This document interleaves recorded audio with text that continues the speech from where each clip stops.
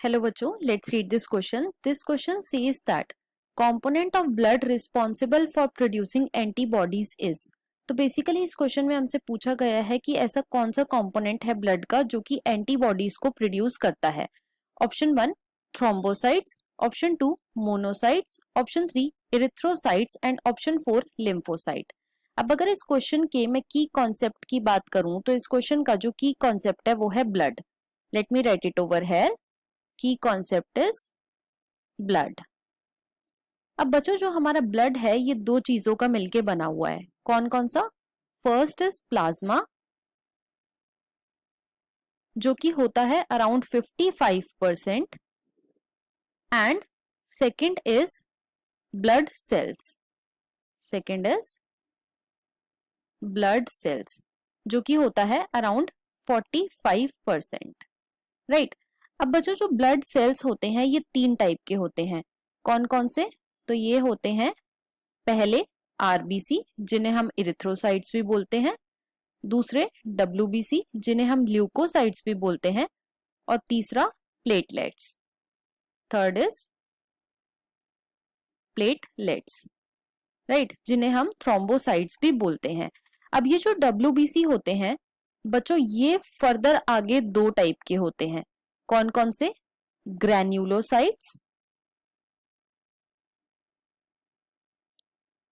Granulocytes मतलब कि ये डब्ल्यूबीसी को जब हम किसी डाई से स्टेन करते हैं तो हमें ग्रैन्यूल्स दिखाई देते हैं. और दूसरे होते हैं ए ग्रैन्युलोसाइट्स. ए ग्रैन्युलोसाइट्स, राइट. अब ये जो ग्रैन्युलोसाइट हैं ये भी फर्दर आगे तीन टाइप के हैं. कौन कौन से? तो पहले हैं बच्चों इओसिनोफिल. इओसिनोफिल जिन्हें हम एसिडिक डाई से स्टेन करें तो हमें ग्रैन्यूल्स शो होते हैं. दूसरे हैं बच्चों बेसोफिल जिन्हें हम बेसिक डाई से स्टेन करते हैं तो ग्रैन्यूल्स दिखाई देते हैं.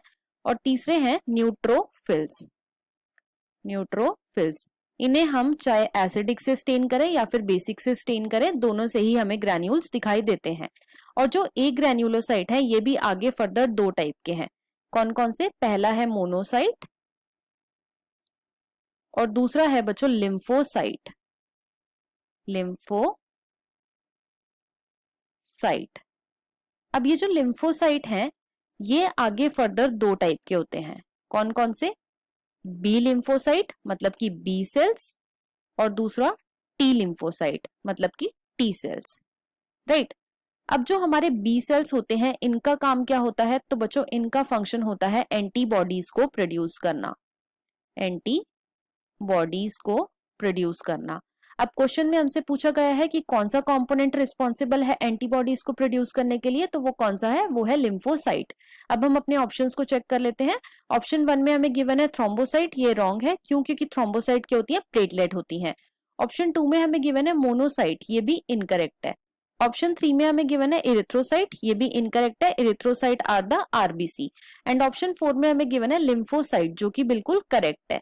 तो हमारा यहाँ पे जो फाइनल आंसर है वो है option number 4, that is lymphocytes. I hope you understood it well. Best of luck.